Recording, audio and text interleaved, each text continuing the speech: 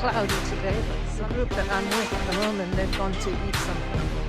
So many nice places to visit.